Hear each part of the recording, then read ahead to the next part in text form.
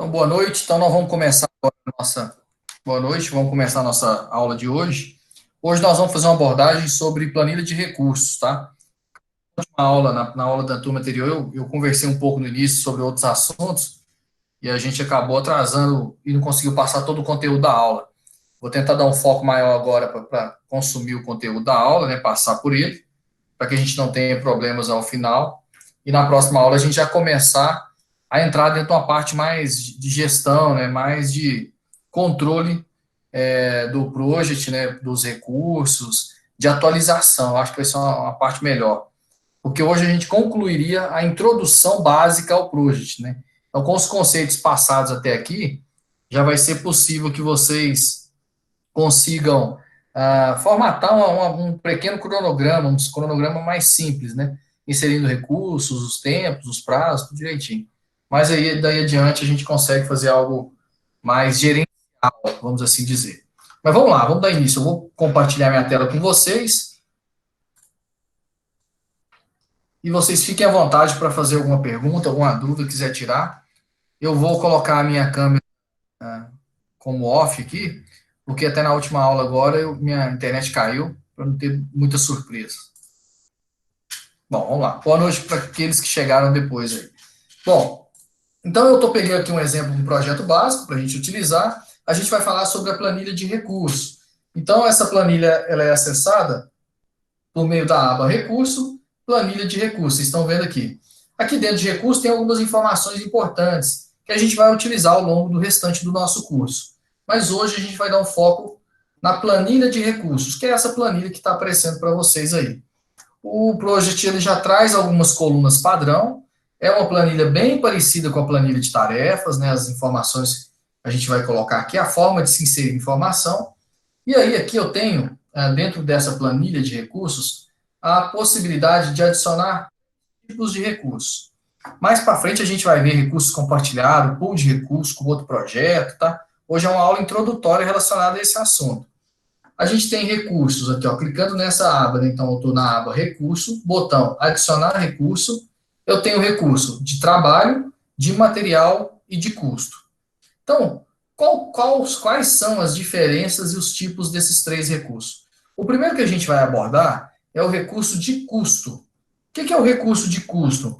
Ele se aplica a alguma taxa, algum imposto, a algum necessidade, por exemplo, de um licenciamento ambiental, onde eu tenho que pagar uma taxa para um órgão fiscalizador, o custo de uma RT, por exemplo. Deixa eu só abrir a janela aqui que está dando eco.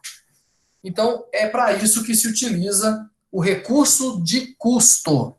Então, o MS Project, ele me dá três opções de recurso. O de custo, eu vou utilizar apenas o valor que se aplica àquele custo, àquela necessidade. Então, eu não estou contratando uma mão de obra, não é um equipamento, não é um material aplicado. Simplesmente é um custo que eu tenho para executar uma determinada atividade.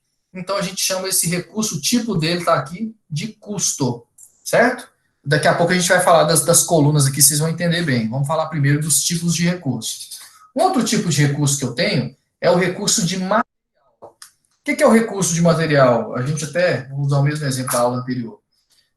O recurso de material, a gente tem o material de aplicação e o material de consumo. É uma classificação que é usualmente utilizada na indústria. Então, eu tenho um recurso de material de consumo. Material de consumo é aquele material que eu utilizo, mas que ele não é aplicado no equipamento, né? Um exemplo, uma lixa, um disco de corte, uma estopa para limpar, por exemplo, o equipamento. Eu vou consumir aquele material, mas ele não fica aplicável ali aonde está sendo executado o meu serviço. O material de aplicação é aquele material que fica aplicado, ele fica lá no ativo, no local de instalação ou no equipamento a que se refere aquele serviço que está sendo executado. Então, quando eu faço uma casa, o tijolo, a areia, são materiais aplicáveis. A tinta é um material aplicado, ela fica na casa depois que a casa é feita. Boa noite, Nestor. Agora, o material de consumo, não. Eu vou utilizar a lixa que eu uso lá para poder lixar a parede para pintar, por exemplo. Aquela lixa, ela não fica lá aplicada. Eu usei ela, consumi, joguei ela fora, mas eu não fico com ela aplicada. Então, são dois usuais, nomes usuais que se utiliza aí na indústria para mencionar relacionado a materiais. O project ele vai calcular o material, ele vai considerar o recurso de material, aquele recurso que eu vou utilizar como areia, como tijolo, na indústria, como chapa, eletrodo, e aí vai. Aí tem uma série de exemplos, a parte de fiação elétrica. Nossa, o que você vê que é material que é aplicável e de consumo, logicamente, é considerado recurso do tipo material, correto? Então a gente já viu esses dois tipos aqui. O terceiro tipo e último é o recurso de trabalho. O que é o recurso de trabalho? O recurso de trabalho, ele pode ser tanto o recurso humano, de execução do serviço, que vai executar um determinado serviço, ou um equipamento que vai ser utilizado na execução de um serviço. Então, a gente tem aqui no exemplo que eu estou colocando aqui um pedreiro. Então, o pedreiro é um recurso humano que vai executar um determinado serviço para garantir a execução, né, a montagem, a criação do meu projeto. Já um equipamento, que aí a gente pode citar N exemplos, um compressor de ar, uma betoneira para fazer massa, um guindaste, e aí vai, né? Uma série de outros tipos de equipamentos, eles são considerados também recursos de trabalho. Então, a gente tem aqui essa particularidade que se aplica tanto a serviços de recursos humanos, quanto a equipamentos que são utilizados no meu projeto. Então, são esses três tipos básicos de recurso que o Project já me faz uma pré-classificação. Essa pré-classificação é muito importante dentro do trabalho que a gente vai utilizar. Bom, aqui a gente tem também uma outra coluna, né, aqui, que é muito importante, que é a coluna unidade do material. Tá? Essa coluna unidade do material, ela vai se referir apenas ao recurso do tipo material, então só vai se referir à minha linha 2. Quando eu venho na linha 1, que é o recurso de custo, ó, eu coloco aqui metro, estou tentando digitar algo no teclado. Não vai aparecer nada. Por quê? Esse campo não é permitido fazer alteração no recurso tipo custo. No recurso tipo trabalho, da mesma forma. Então, eu não consigo fazer nenhuma inserção de informação, nenhuma alteração para esse recurso do tipo trabalho. Já no recurso material, eu tenho que ter uma unidade de medida, né? E aí eu até citei um exemplo na aula anterior, que eu estou passando um problema no meu trabalho de um contrato antigo, que a gente acabou, eu tive que herdar esse contrato, onde o cara que fez o contrato errou na unidade de medida. Era metro, ele colocou como peça. Vocês não têm ideia a dor de cabeça, uma auditoria pegou, um problema danado, por conta de uma simples unidade de medida para aquisição, para a compra daquele material. Então, é de suma importância utilizar a melhor unidade de medida, a mais viável que se aplica àquele material. No nosso caso aqui da areia, a gente mede a areia geralmente, né, por metro cúbico. Então, você pode colocar lá o metro cúbico, ou você pode escrever aqui, ó, metro cúbico. Tá? Não tem nenhum problema. O campo é livre para você fazer a alteração que for necessária. Mas vamos deixar o metro cúbico que fica mais bonitinho, mais resumido. Então, somente em recursos do tipo material, eu vou ter a possibilidade de preencher o campo dessa coluna unidade do material. Aí aqui a gente tem uma coluna que chama grupo. Para que essa coluna é utilizada? Geralmente, em grandes projetos, né, a gente tem uma série, uma infinidade de recursos a serem utilizados. Né? Eu estava mencionando para o Gabriel antes da aula começar, a gente está numa parada de manutenção aqui nessa semana, começou essa semana, a gente tem uma previsão de mobilizar, deveria estar mobilizada, né, 1.200 recursos, além daqueles que já existem aqui. Né? São 1.200 empregados de empresas terceirizadas. E a gente está hoje com 800 mobilizados, né? A empresa não conseguiu mobilizar tudo efetivo, aí botou a desculpa no coronavírus. Mas, enfim, o que isso quer dizer? Eu tenho muitos recursos, e aí esses recursos são das mais diversas especialidades. Então, pensa, eu tenho eletricista, eu tenho caldeireiro, eu tenho pedreiro, eu tenho mecânico, soldador, nossa, tem gente, pintor, tem gente para fazer obra daquele jeito. Então, como há uma grande gama de recurso, eu preciso, e aí é necessário, mas isso vai depender muito da habilidade e da criatividade do planejador, daquela pessoa que está ali fazendo o preenchimento do project, eu tenho a opção de criar grupos de recursos. Então, eu posso colocar, por exemplo, aqui um grupo taxa, né? Todas as taxas eu vou chamar de taxa. Aí eu vou conseguir agrupar aqueles recursos para esse determinado tipo. A areia, eu posso agrupar, como já existe um grupo de material, eu posso fazer, como o caso que eu citei lá, o material de aplicação e o material de consumo, exemplo, tá? A gente também, geralmente, utiliza, eu particularmente gosto de utilizar esse método, que é o agrupamento por ativo, onde o serviço vai ser aplicado, né? Então, se eu estou fazendo manutenção em uma unidade de produção, em uma planta industrial, e aí eu tenho um parque de ativos, né, parque de equipamentos que vão sofrer intervenção por essa equipe de manutenção, eu coloco aqui qual é esse ativo, por exemplo. A gente aqui coloca como tag BA, taço, alguma coisa, né? 100, sei lá, tô dando um exemplo. Então, todos os recursos que forem executar serviço naquela bomba, eu vou colocar ali como um grupo. E aí vai, tá, pessoal? Isso aqui é livre, vai depender muito da habilidade, da criatividade e da necessidade, logicamente, que vocês vão ter durante a utilização da ferramenta do Project.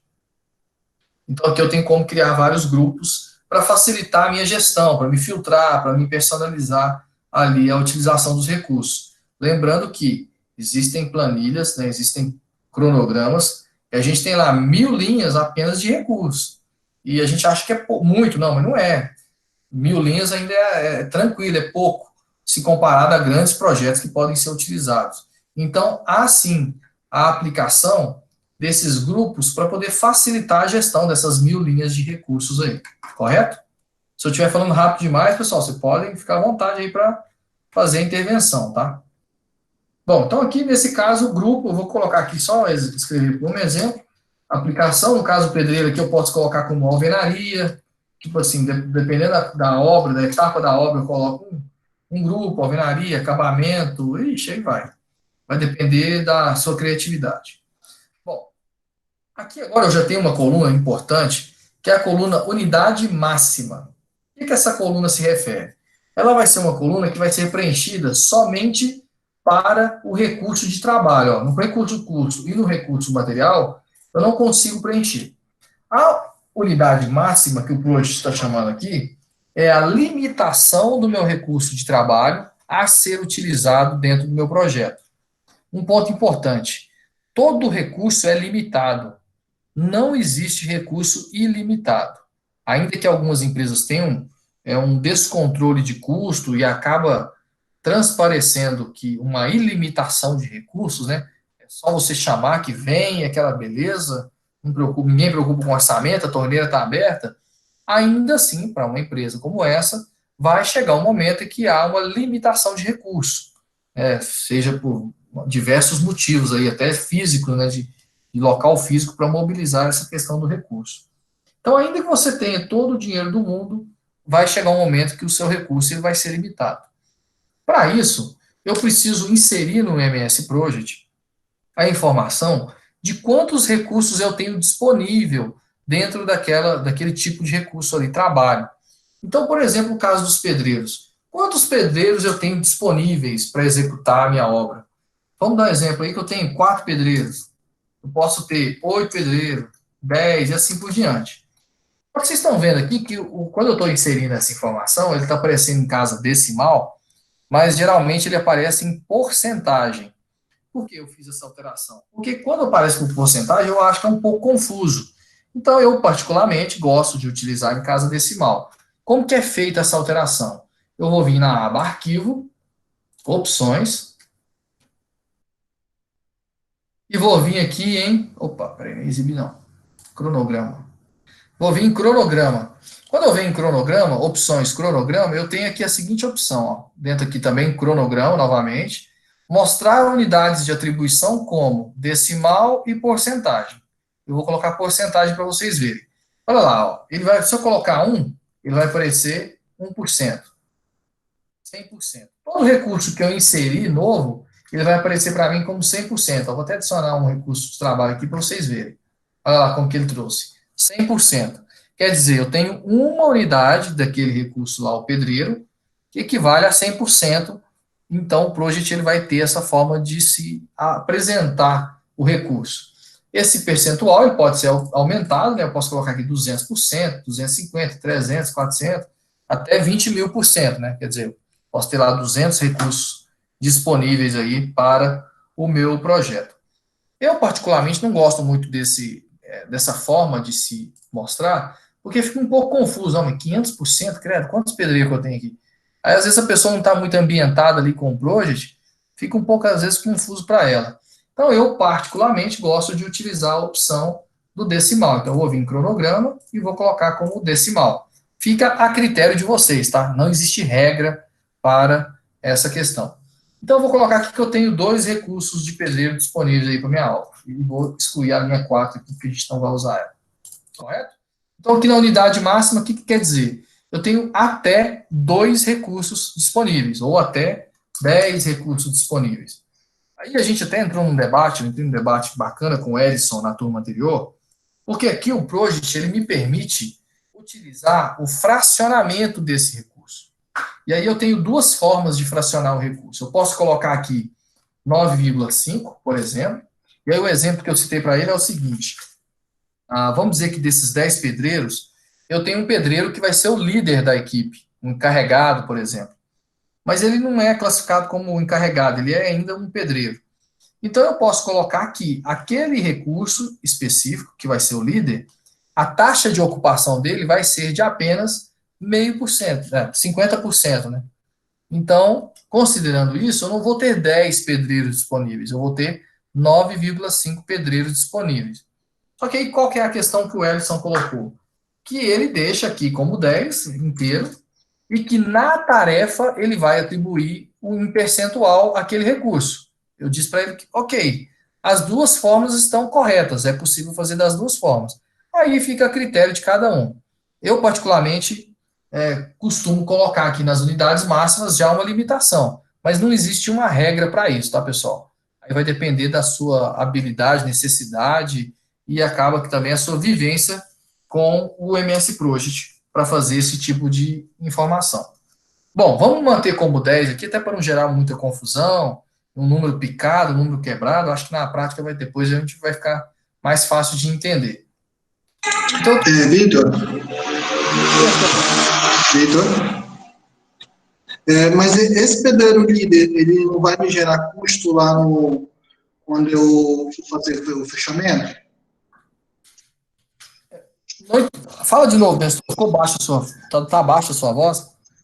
Esse pedreiro, ele vai me gerar custo quando eu for fazer o fechamento do projeto, fechamento do cronograma, etc.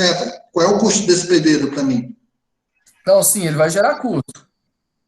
Sim, então eu tenho que classificar. Eu entendo que eu teria que classificar ele não como recurso, sim em cima do custo. Se ele me custa como um recurso comum, eu posso deixar ele aí como limitação inteira. Se ele me custa 0,5 a mais que o recurso comum, eu colocaria 0,5. Se ele custa meio recurso, a meio, assim por diante. Ou então eu teria que criar uma, um outro recurso, no caso, se ele custar zero, eu colocar zero lá. Sim, essa questão que a gente comentou, né? Você tem a opção de criar um novo recurso, porque, como eu falei, como ele é um líder, eu posso criar um recurso líder, mantém 9 pedreiros e aquele recurso líder está ali. E na hora que eu for atribuir ele a tarefa, ele vai ser menos utilizado, né? Então, assim, existem várias formas de se fazer, acaba a mesma coisa. O que você falou é um ponto importante. O custo final, se eu vou ter que pagar e atribuir custo para aquele recurso, aí sim eu tenho que manter ele aqui com a unidade máxima. Mas na hora que eu for atribuir na tarefa, né, o que vai acontecer é que vai aparecer para mim como superalocação. Então vai me dar vamos dizer assim, um chamado de atenção o MS Project durante a programação daquele recurso, entendeu? Concordo com você. Nesse ponto eu concordo. Mas Isso. eu vou refazer minha pergunta. Esse pedreiro que você utiliza ele como líder, ele faz a função de pedreiro mais líder ou ele faz a função de líder? Não, aí o exemplo que eu mencionei, ele faz a função de pedreiro mais líder. Ah, ok, entendi. entendeu? Então, Só que ele, eu vamos dar um acho que eu exemplo, na colocaria carteira de ele como trabalho dele, ele recurso não tem lá inteiro. o líder, ele não é líder, entendeu? Ah, entendi. Mas então eu acho que eu colocaria ele como recurso inteiro. Ok, ok. Isso acontece muito com montador de andaime, né? Você tem uma equipe de andaime, um montador de andaime, ele se destaca como líder, mas na carteira dele ele está lá como montador de andaime. Só que ele acaba tendo uma premiação lá, um bônus no salário dele, por exemplo, para ser esse líder, mesmo não tendo uma classificação na carteira. Aí vai ser particularidade da forma como vai gerir a equipe e o custo. Mas eu concordo, aqui da gente utilizar a unidade inteira. Eu só estou mostrando que há possibilidade, talvez eu não fui muito feliz com o meu exemplo, né? Mas há a possibilidade de se utilizar um recurso fracionado aqui nessa informação, de unidades máximas. Aqui eu consigo inserir a unidade fracionada.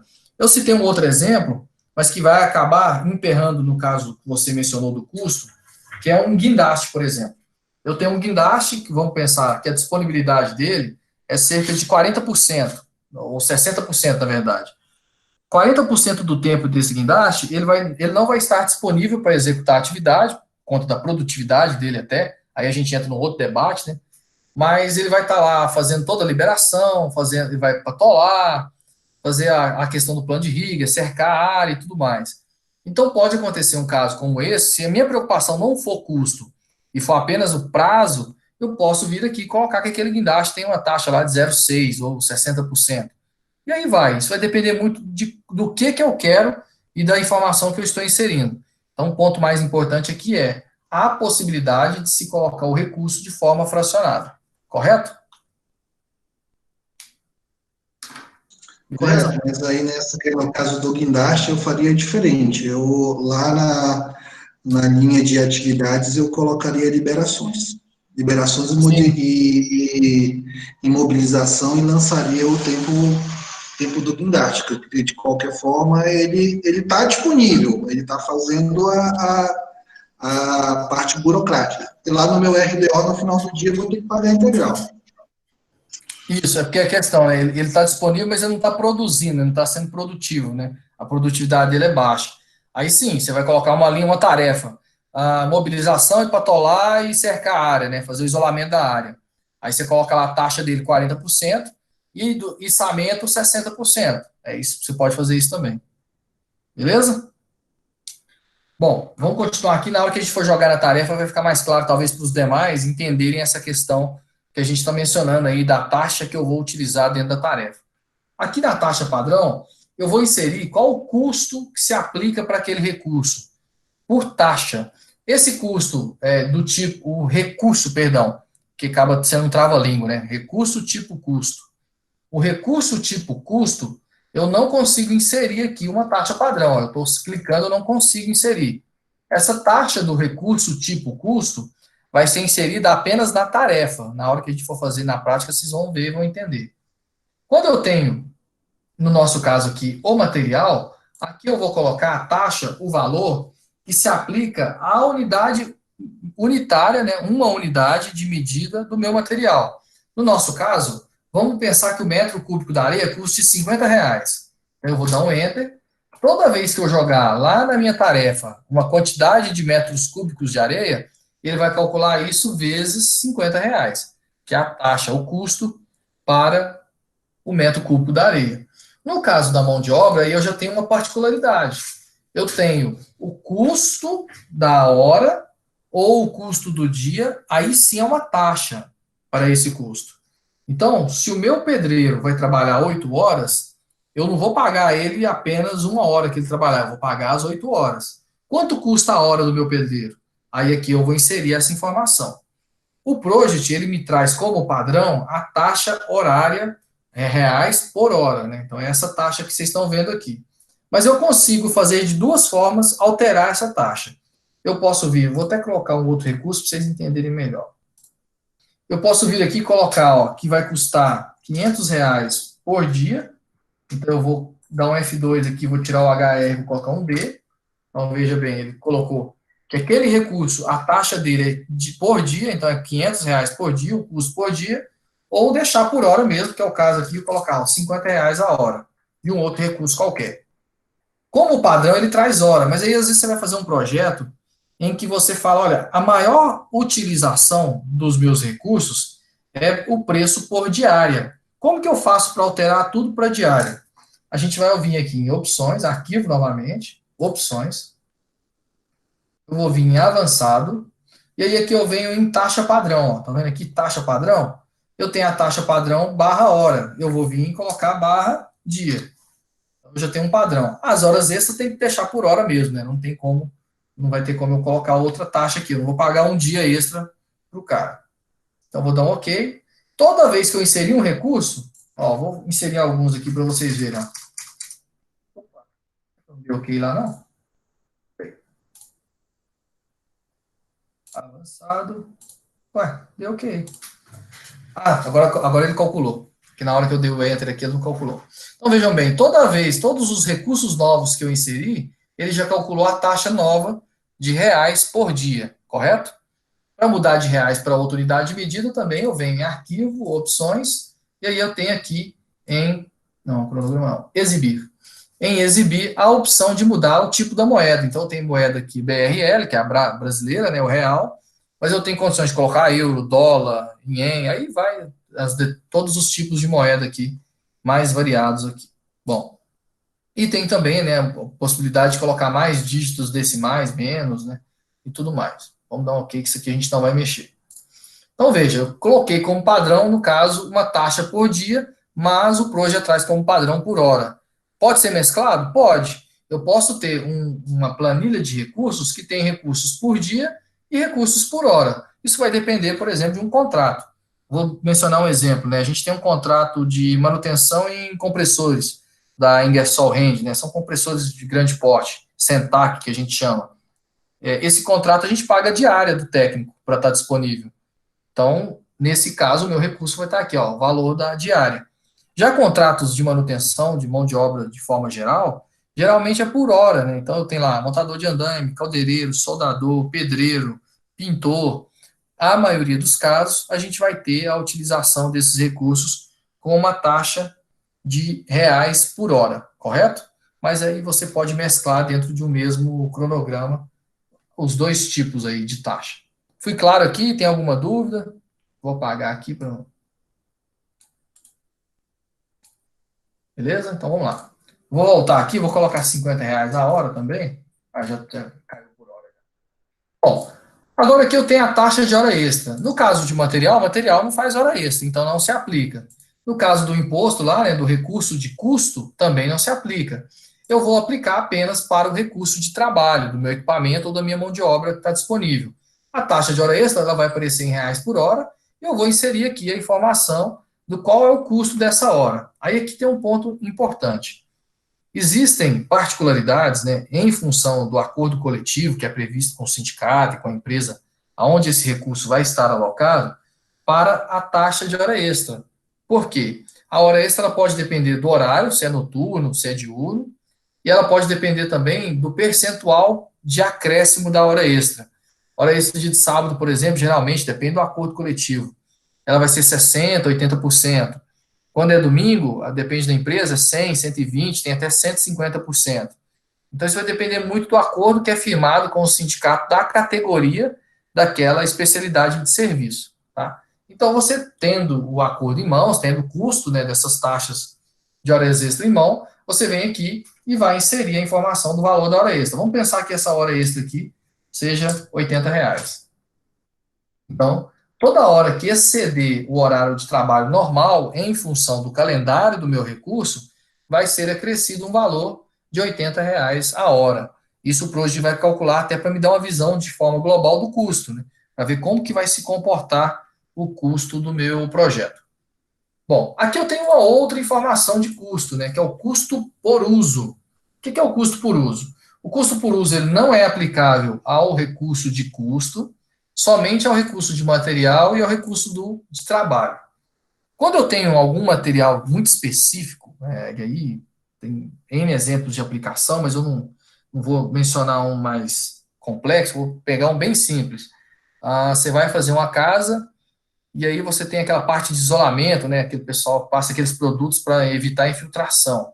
É um material específico que exige toda uma técnica para ser aplicado, Então, geralmente, material, ele tem um acompanhamento ali, uma assessoria técnica do fabricante. Então, toda vez que você vai aplicar, o cara vem e faz a aplicação acompanhada, né, ali, um acompanhamento no serviço de aplicação. E esse custo do técnico vir, há um custo, né? Aí eu vou ter que pagar. Toda vez que eu aplicar aquele material, eu tenho aquela taxa de custo ali. Então aqui a gente coloca essa taxa que a gente geralmente cobra, que eu vou ter, né, o custo que eu vou ter para aplicar aquele determinado material. No caso nosso aqui, vamos pensar, para aplicar essa areia, esse determinado tipo de areia, é uma areia específica, que eu sempre que eu aplicar ela, eu vou ter um custo unitário de R$ 200. O que isso significa? Significa que, para cada tarefa que eu aplicar esse recurso areia, eu vou ter uma taxa de R$ 200 mais R$ 50 vezes a quantidade de areia aplicada, certo? Então, a taxa de 200 ela é padrão, ela é fixa, ela não vai variar em função da quantidade. Ela é aplicada apenas uma única vez ali dentro do meu recurso, correto? No recurso de trabalho, isso também a gente pode até considerar, em alguns casos específicos, como o custo de mobilização de um determinado recurso. Talvez eu tenha um técnico para fazer um acompanhamento, um grande projeto, um inspetor que vai fazer uma inspeção, uma verificação, uma auditoria específica dentro do meu projeto, e que toda vez que esse recurso for utilizado, ele tem um custo mínimo ali, uma taxa para mobilizar, ou seja, para que o recurso saia de onde ele está situado até as dependências das instalações, né, de onde o meu projeto está sendo executado. Então, geralmente, a gente tem aí um custo um custo único para isso, para essa mobilização. Então, eu vou colocar aqui no nosso caso aqui do pedreiro, R$ 500, por exemplo. Então, todas as vezes que eu atribuir o pedreiro em uma tarefa, eu vou ter uma cobrança de R$ 500, mais a quantidade de recurso utilizada, né, no caso aqui de horas utilizada, vezes o valor da taxa da hora. Se for hora extra, é vezes o valor da taxa da hora extra. Correto? Entenderam aqui o custo do uso? É bem simples. É quando eu tenho um custo único, né, fixo, padrão para a utilização daquele recurso. Beleza? Bom, então vamos lá. Bom, agora antes de entrar aqui dentro da parte de acumular, né, do rateado, início e fim, vamos lá numa tarefa e vamos fazer um teste. Eu vou vir aqui no gráfico de Gantt, vou voltar nele e vou pegar uma tarefa qualquer aqui, ó. Vou pegar, ó, essa aqui que tem 10 dias, que é fácil de calcular. Vou pegar essa tarefa de 10 dias e vou dar 2 cliques nela. A gente vai abrir aquela caixinha que a gente já conhece. Aquela caixinha, aquela janela, ela tem aqui a aba Recursos. Então, aqui é onde eu vou atribuir um recurso dentro de uma determinada tarefa. Nesse caso aqui, é a nossa tarefa de vendas aqui. Eu vou clicar aqui em nome do recurso, vou aplicar o recurso da taxa lá do imposto. Esse recurso, como ele é um recurso de custo, ele não tem uma aplicação de unidade, né? Quantas unidades eu vou colocar? Eu apenas insiro o valor daquele custo. Então, vamos dizer que é uma taxa, um imposto inicial do projeto que custa R$ 10.000. Vou colocar 10 mil, dá um Enter, apareceu ali o custo, eu vou dar um OK. Aqui ele até aparece no Gantt, mas isso aqui depois eu vou mostrar como que tira, como que coloca, é bem simples. E eu vou voltar lá em recurso. Ó. Quando eu volto à minha planilha de recurso, a minha aba custo, que é uma aba muito importante, que vai me dizer qual o custo total de uso daquele recurso específico, aparece aqui, ó, o valor de R$ 10.000, que é o custo que eu já atribuí a uma tarefa dentro do meu projeto. Agora eu vou voltar naquela mesma tarefa, que foi deixa eu pegar aqui, criar a apresentação de vendas. E vou atribuir o recurso da areia. Bom, o da areia, como há uma unidade de medida a ser aplicada, veja bem que ele já traz para mim a unidade de medida. Ó. Eu nem consigo mexer na unidade de medida aqui. Então eu vou colocar qual quantidade de areia que vai ser aplicada ali naquele caso. Então eu vou colocar aqui, ó, 10 metros cúbicos de areia. Certo? Vou dar um Enter. Aí ele já vai calcular para mim aqui quanto que vai vir. Eu vou dar um OK e vou voltar, que vocês vão ver que ele calcula. Ó, ele calculou para mim, ó, 10 metros cúbicos de areia custou R$ 700. Aí você vai falar, mas areia não era R$ 50 o metro? Vamos voltar lá para a gente entender por que ele fez isso? Veja bem, ele utilizou 10 metros cúbicos de areia a R$ 50, deu R$ 500, mais o custo do uso R$ 200, um total de R$ 700. Se eu tirar o meu custo de uso, ele cai para R$ 500, correto? É assim que funciona o cálculo dentro do project para o recurso. Vamos agora atribuir ah, um recurso de trabalho, né? No caso, o nosso pedreiro. Quando eu coloco o pedreiro, aí ele vai trazer aqui a unidade. Se fosse a unidade por porcentagem, iria aparecer aqui 100%. Mas vamos colocar aqui que eu tenho lá 2 pedreiros que eu vou utilizar dentro dessa tarefa em questão. O custo dele, quando eu dou um OK, ó, eu volto, ele já calculou para mim, ó, custo de R$ 5.000. O que ele está considerando? Ele está considerando 10 dias trabalhados, então vamos voltar lá em recurso. Então veja bem, ele calculou 10 dias trabalhados a R$ 50 a hora, mais R$ 500 para o custo de uso. E aí, qual a quantidade de horas que ele determina por dia, nesse caso? Ele está considerando 8 horas por dia, porque é a forma como eu configurei o meu project, o meu sistema, para fazer esse cálculo. E aí vai depender das particularidades que a gente vai ter depois de calcular. Lembra que a gente consegue alterar o calendário, colocar a quantidade de horas de cada dia, e aí a gente vai começar a ver como que vai se comportar esse custo em função tanto do uso do recurso, quanto em função do planejamento para aquela determinada atividade da minha EAP. Isso que a gente vai ver nas próximas aulas aí, vai ser bem legal. Bom, então tá aqui. Então eu consegui ver que essa atividade, esse recurso, ele teve até o momento um custo total para o meu projeto de R$ 5.000. Aí aqui eu tenho essa coluna escrito aqui acumular. O que é essa coluna? Como o project, quando a gente vai fazer um projeto, a gente vai ter aí atividades que vão iniciar e vão ter um prazo aí de 10, 20, 30 dias, ou talvez até meses, semanas, várias semanas, para a execução de uma mesma tarefa, ele consegue me ajudar no meu fluxo de caixa. Então, como que funciona? Quando eu coloco o acumular no início, né, eu clico aqui em início, o project vai calcular o seguinte, ó, o custo desse recurso vai ser calculado quando iniciar a tarefa, ou seja, ele já vai, entre aspas, debitar aquele custo assim que a tarefa for iniciada. Então, se eu tirar, vamos dar um exemplo, uma tarefa de 10 dias, se eu tirar o relatório no quinto dia, lá já vai ter sido rateado o custo, vai ter sido debitado, perdão, o custo dos R$ 10.000 da taxa de imposto. Quando eu coloco no fim, o project ele vai fazer o débito quando eu calcular, quando eu executar toda a minha tarefa. Ou seja, ao final da tarefa, ele vai fazer o débito daquele custo. Então, eu tenho essa opção aqui. E o rateado, o que ele vai fazer? Ele vai distribuir esse custo ao longo da execução daquela tarefa. O project, ele já traz como padrão o rateado. Mas vão existir casos onde é interessante a gente colocar, principalmente nesse caso aqui da taxa de imposto, por exemplo, que é uma taxa para liberação de uma determinada tarefa. Então é interessante eu colocar que ela vai iniciar, no início eu já vou ter esse custo rateado. Principalmente quando a gente começar a trabalhar com relatórios semanais. Então esses relatórios semanais eles vão precisar ter uma atualização que garanta que o meu custo está ali dentro do meu fluxo de caixa mais adequado em conformidade com a realidade da minha empresa, correto? Então, para isso que há essa informação aqui do acumular, início, rateado e fim. Eu tenho também aqui uma coluna, que é a coluna calendário. Ele já traz aqui apenas para o meu recurso de trabalho, porque os demais recursos não há aplicação do calendário, né? Então, eu posso escolher um calendário à escolha em específico de um recurso, ou o calendário que eu já tiver padrão definido dentro do meu cronograma, do meu projeto.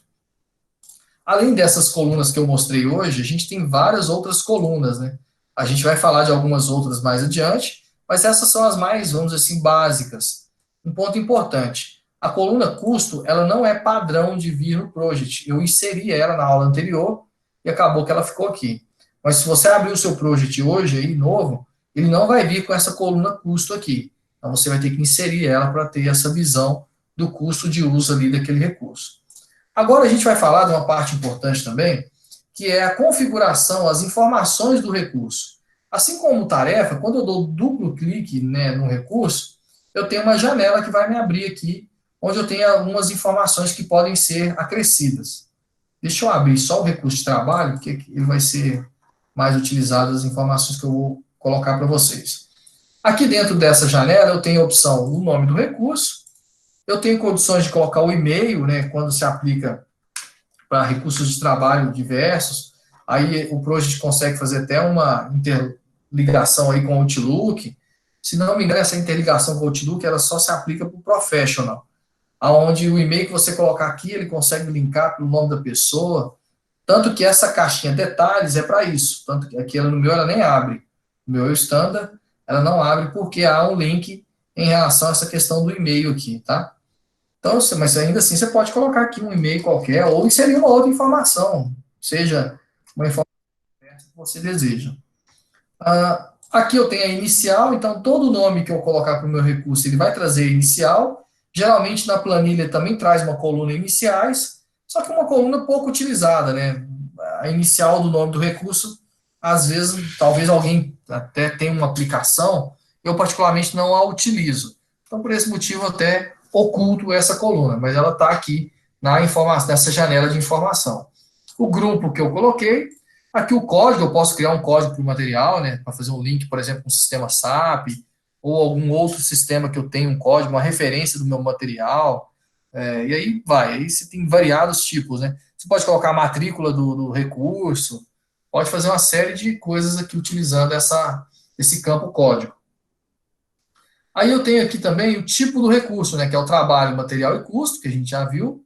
Quando é material, vai sair aqui para mim a unidade do material, né? Eu vou colocar. No nosso caso aqui, ele é trabalho. Bom, ainda assim, eu tenho aqui condições de colocar um calendário, né? Alterar período útil. Eu vou abrir aquela aba do calendário para esse recurso, específico para esse recurso. E eu tenho aqui condições de colocar um ponto muito importante, a disponibilidade do meu recurso. O que é isso? O que significa isso? Eu tenho, geralmente, principalmente em parada de manutenção e até mesmo grandes projetos, né, uma unidade nova industrial, uma planta, geralmente o pessoal trabalha lá 21 dias, né, mobilizado, e eles têm a gente chama de folga de campo, onde o recurso fica indisponível aí 5, 7 dias que ele vai para ver a família, o pessoal geralmente são recursos externos, né, de fora da cidade onde o projeto está sendo executado. Nesse caso, eu posso colocar aqui uma data de disponibilidade do meu recurso. Vamos dar um exemplo aqui. Eu vou colocar aqui no dia 24, só um exemplo, tá, pessoal? Até o dia 20 de outubro. Então, tem lá as 10 unidades disponíveis, no caso aqui, do pedreiro. Só que aí ó, ele vai ter uma folga de campo do dia 20 de outubro, ele vai ficar ausente até o dia 30. Então, ele vai voltar só no dia 31 de outubro. E ele vai voltar aí até, colocar aqui até janeiro, até terminar o meu projeto. E voltam somente 6 aí, vamos pensar, 6 pedreiros. Então eu consigo aqui fazer com que o project calcule em conformidade com a disponibilidade do meu recurso por essa questão desse exemplo que eu mencionei aí da folga de campo. Então, em função da disponibilidade, ele vai calcular o uso daquele recurso em questão. Eu tenho condições de colocar essa informação aqui nessa tabelinha, correto? Bem tranquilo de fazer essa inserção aqui. Agora, aqui em custos, nessa aba custo, eu tenho um ponto muito importante, que é a questão de taxas de custo. Como eu disse, né, geralmente eu vou ter aqui, no caso, uma taxa padrão, né, que é a taxa lá do valor da hora, a taxa de hora extra e o custo por uso. Aqui na data efetiva, tá vendo que ele está com 2 pontinhos, 2 tracinhos? Quer dizer, o que isso quer dizer? Quer dizer que ele abrange todo o meu projeto, essa taxa. Só que geralmente, né, principalmente no caso, voltando no caso aí do acordo coletivo, a partir de uma determinada data, a taxa desse custo do meu recurso, ela pode mudar. Então, vamos colocar o seguinte, ó, se a data base é, sei lá, 30 de setembro, a partir de 1º de outubro, o custo daquele recurso ele é diferente, ele é maior, porque vai ter um acréscimo lá de 4%, por exemplo. Então, eu venho aqui, coloco a data, que é no caso 1º de outubro, e aqui eu tenho duas formas de inserir a informação. Ou eu coloco um novo valor, vou colocar aqui, ó, R$ 60, por exemplo, ou eu posso simplesmente colocar ó, mais o percentual que se aplica. É para mim não ficar calculando e tal. O Project já calcula para mim. Então, ó, se eu colocar aqui, vai ter um aumento de 4% no acordo coletivo, que é o exemplo que eu me citei, mas podem ter outros itens que vão impactar no aumento dessa taxa de custo. Olha lá, ó, ele já calcula para mim automático, já R$ 52, correto? A taxa de hora extra também eu posso aumentar, eu posso colocar aqui R$ 84, e o custo por uso também pode ser alterado para R$ 600. Então, o que, que o project vai entender? Toda tarefa que estiver com o recurso pedreiro alocado vai calcular a taxa padrão até 30 de setembro, considerando o valor de R$ 50 a hora. A partir de 1º de outubro, a hora já vai custar R$ 52, certo? Então é isso que serve essa questão aqui do taxa padrão. Ainda assim, você tem a opção de colocar outras taxas. Veja bem, você tem aqui a B, a C, a D e a E. Por que que usa isso, B, C, D e E? Porque aqui você tem uma série, uma gama de opções para se utilizar em diferentes taxas de custo do seu recurso. Então, você coloca aqui outras taxas aplicáveis, e aí vai depender de uma série de fatores. Pode ser recurso que varia em função do dólar, talvez você está trazendo um recurso de fora, comprando alguma coisa que varia em função do dólar. Aí você tem uma variação cambial, que você coloca um gatilho. Olha, tem uma série de aplicações. Mas tudo que você, toda vez que você colocar informação nessa taxa de custo A, B, C até a E, você tem aqui a seguinte opção de escolher qual taxa vai utilizar. A gente vai vir em arquivo, em tarefa, vou clicar aqui no modo de exibição, uso da tarefa. No modo de exibição, uso da tarefa, eu tenho opção, depois a gente vai entrar mais no detalhe desse modo de exibição, tá? Só para concluir o raciocínio que a gente estava falando da taxa lá. Eu tenho a opção de inserir a coluna taxa, que é a forma, a taxa que eu vou utilizar. Deixa eu achar aqui. Tabelas de taxa de custo. Que é aqui, ó. Tá vendo? Nessa tarefa aqui, ó, tá vendo que ele já trouxe para mim a A? Então eu posso colocar a B, a C, a D ou a E, que é a taxa a qual eu calculei, né? E aí, em função. Aqui não é possível mudar, por exemplo, tirar o A e colocar, escrever uma outra informação. Aquele campo, esse campo aqui não é possível editar, tá, pessoal? Vim aqui no. Eu quero escrever que o B é tal informação. Não, isso não é possível.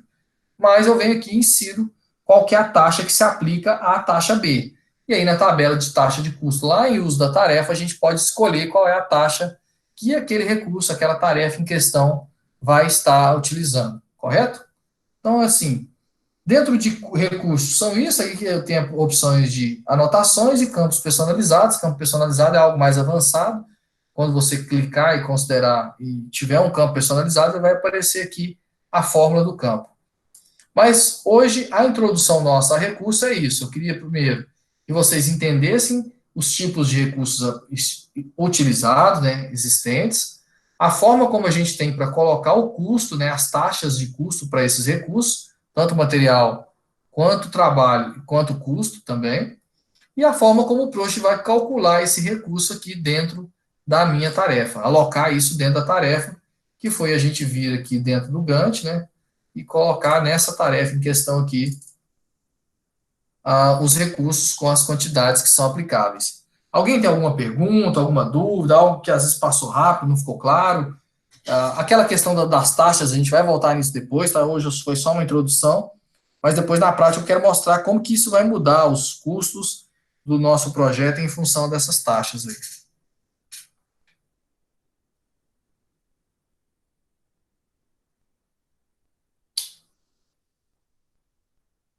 Alguém quer fazer algum comentário?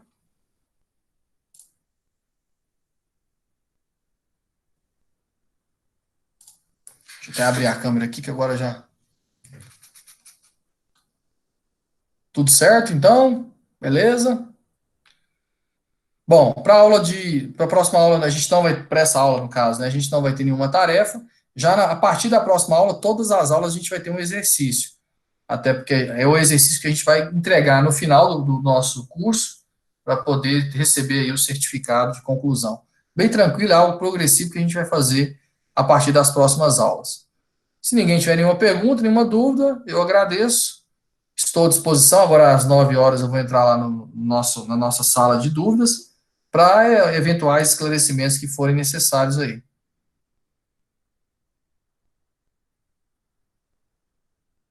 Beleza? Vou falar o nome das pessoas aí, ninguém está falando. Michele, tá tudo certo? Estão me ouvindo? o Luiz, tudo certo, beleza. Bom, então é isso. Muito obrigado. Elias, tranquilo? Nestor? Tá calado, tô tagarela demais. Eu acho é bom. Eu achei foi bom ter dividido você e o Ellison, porque na outra turma ninguém falava. Agora eu tenho uma turma que cada um fala o nome, entendeu? Nós estávamos até comentando hoje que você ia dizer que era de propósito, viu? Não, eu imaginei que não era de propósito, não, mas eu achei bom, eu gostei. Bom, é isso. Para concluir, eu queria fazer um comentário que eu fiz na outra turma, não fiz com vocês. No dia 24, eu vou mais para frente falar novamente, mas já estão abertas as inscrições do Enacomp, que é um. Deixa eu até abrir para vocês verem aqui rapidinho. Dá tempo, é 1 minuto, tá? Nós estamos com tempo. Enacomp. O Enacomp é um congresso de engenharia da computação da UFG, da UFCAT aí de Catalão, e ele vai acontecer nos dias 25, 26 e 27 de novembro. E a gente vai ter algumas palestras, né? Tem aqui os palestrantes, alguns mini cursos, na verdade, né? E eu vou ministrar um mini curso. O meu mini curso, aqui, ó, deixa eu até abrir para vocês aqui nas atividades, vai ser esse aqui, ó, no segundo dia, ó. Planejamento e controle da manutenção na indústria 4.0. Eu já, como eu comentei na primeira aula, eu fiz alguns projetos de implantação de PCM e reestruturação de PCM, implantação de SAP na Vale, né? Eu tive oportunidade de viajar a Vale no Brasil todo fazendo implantação de projetos. Então, eu vou falar um pouco sobre o planejamento de manutenção, o histórico dele até os dias atuais, né, como é o nosso planejamento hoje, e as inovações que estão por vir dentro da indústria 4.0 para o planejamento de manutenção. Eu acredito, até o Elias falou, né, que ele é planejador de rotina, eu acredito, Elias, que dentro aí de uns 10, 15 anos, vamos ser otimista aí, 15 anos, e dentro de 15 anos a gente vai ter apenas, se é programador, eu acho que a gente vai ter apenas planejador de campo. A gente não vai ter mais programador. Talvez você vai ter um engenheiro de programação único para a fábrica, entendeu? Para auxiliar na tomada de decisão, fazer uma gestão. Mas a gente não vai ter hoje, por exemplo, onde eu trabalho, são 34 técnicos de planejamento, né? E só rotina, tá? Entre programador e planejador. Mas vamos dizer que programador deve ser uns 12, 10, 12. Então isso aí não vai, eu creio que não vai existir mais aí dentro de 10 anos. É isso. Então aí Vitor, eu quero. Oi. Vitor, eu só queria criar um adendo nessa questão de divisão da equipe entre planejador e programador.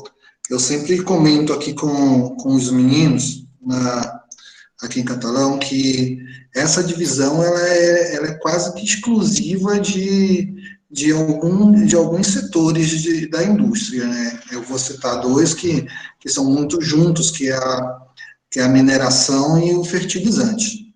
Tá? Eu vim de celulose e papel e vim de bebidas. Né? E os dois setores não existem a função de programador. Tá? Existe apenas planejadores.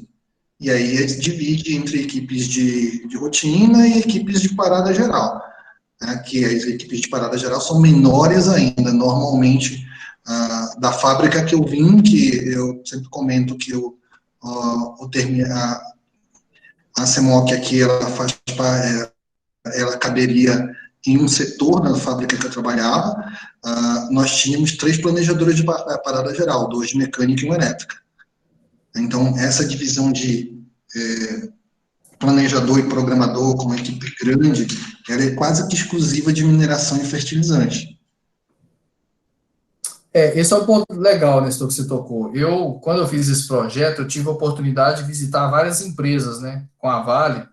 Nós fizemos um benchmark aí, buscamos referências de mercado sobre diversos setores da indústria, né? Eu trabalhei na Unilever já, uma indústria alimentícia que tem toda uma forma diferente também de trabalhar. E eu tive essa oportunidade, visitei muita fábrica, fui na fábrica alimentícia, como eu citei, fui na Garoto, para você ter uma ideia, fui em fábrica automotiva, não, visitamos muitos lugares. E realmente percebemos que existe essa subdivisão mais exclusivamente para o setor de mineração. Só que o que a gente viu também, que é muito praticado no mercado, principalmente fora do Brasil, que é o inspetor, aí ele tem o inspetor programador ou planejador ao mesmo tempo. que é um inspetor que, além de detectar a falha, a necessidade de intervenção, né, fazer um input para o backlog, ele também já faz um pré-planejamento ali daquela atividade, entendeu? Então a gente viu isso também. Mas como você disse, é uma particularidade que cada empresa vai ter uma forma de trabalhar.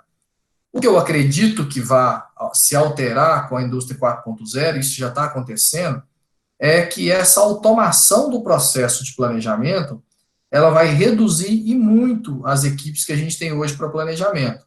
Então, eu vou ter equipes mais restritas, somente com o foco de levantar em campo a necessidade de recursos para a execução de uma determinada tarefa, que é algo que, com certeza, com os dados, né, que vão ser armazenados, né, compartilhados, com o histórico de manutenção, que hoje deveria ser assim, mas a gente acaba patinando e não consegue, que de uma certa forma o histórico já vai me dar que toda vez que eu for executar aquela atividade, quais são os recursos. Aí eu não vou precisar nem mesmo da figura do planejador. Mas eliminar como um todo, eu acho que é impossível, né? Isso é impossível. Mas que vai haver uma drástica redução e que a programação, né, o programar no sistema, mesmo que não haja essa subdivisão entre planejador e programador, a programação do sistema é algo que não vai existir, que eu vou ter lá um algoritmo, uma inteligência artificial que vai fazer esse trabalho, entendeu? Então é isso, esse é o ponto que a gente vai tocar nesse mini curso aí e vai discutir essas nuances aí do mercado para o futuro.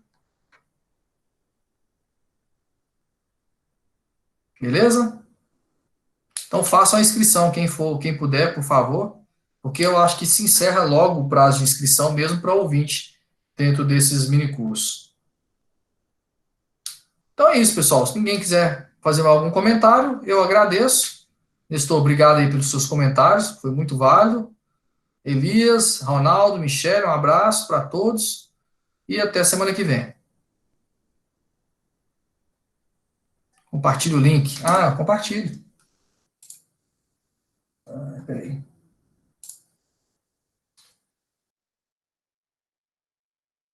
Aí vai ter lá a abinha inscrição. Participa lá, eu acho que vai ser bacana, é um mini curso. A gente vai ter uma mesa redonda de abertura, eu vou participar também da mesa redonda. Vai ser bem legal. Fechou? E a nossa próxima palestra, Nestor, você vai gostar. Nós vamos trazer o diretor do grupo Keifer, né, que é a RIP no Brasil, mas o grupo Keifer da Alemanha. O diretor dele vai fazer uma palestra para nós sobre planejamento de parada. Então, acho que vai ser bacana. Você participou da palestra do Gustavo, na segunda?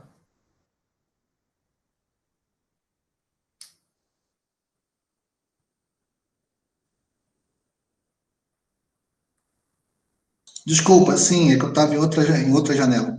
Ah, tranquilo. A, a, a, a palestra dele foi muito interessante porque a internet das coisas e a indústria 4.0 ela é muito presente, principalmente nos setores que demandam, eu vou fazer assim, falar nos setores que demandam uma estabilidade de processo muito grande. Eu já, dentro da mineração, eu ainda vejo que apenas é pouco aplicado mais em itens de inspeção e monitoramento, né? Para especificamente em outras aplicações diretas, vamos dizer, dentro da manutenção, eu vejo muito pouca a aplicação não vou dizer das teorias, mas das nuances da indústria 4.0. Tá? Eu vejo muito pouco ainda você tendo umas interfaces de automação, com interfaces de PI, com interfaces de pontos de visualização, de disponibilidade, de como é que está o processo, etc. Dentro da mineração, eu ainda vejo muito pouco isso. Né? Pelo menos pelas empresas que eu já passei, eu vejo pouco, mas para indústrias mais estáveis, como papel celulose, automotiva, químicas, algumas químicas e petróleo e gás, eu acho que eu vejo demais isso, você vê muito sendo divulgado e publicado, aplicações sobre indústria 4.0 muito nesses setores. para a gente aqui em mineração e fertilizante, ainda não vejo tanto. Eu concordo. Assim, apesar que eu, particularmente, a fábrica que eu trabalho, ela foi pioneira na parte de implantação de pins até no Brasil.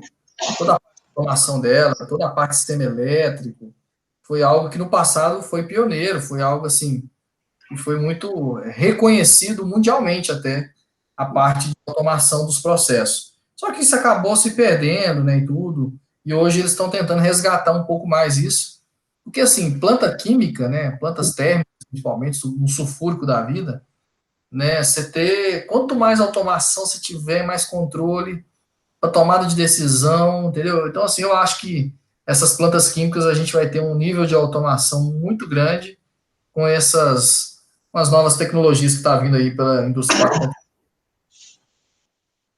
Né, eu concordo com você nisso, mas, como eu disse, eu acho que demanda um investimento muito grande e a grande maioria das plantas de mineração, principalmente, eu vou tirar assim, porque aqui que eu tô na CEMOC, né? Então, as plantas, elas são muito antigas, elas dependem de um investimento muito grande. E lá atrás, eu digo assim, que não foi se pensado em já deixar uma determinada estrutura, pensando-se em uma melhoria futura. Né? Eu vejo assim a Vale como uma pioneira, né, hoje nesse patamar, porque eu conheço alguns colegas de projetos da Vale e eles já estão deixando algumas alocações pensando em melhorias futuras, coisas que não se via há 10, 12 anos atrás, ou pouco mais de 6 anos atrás.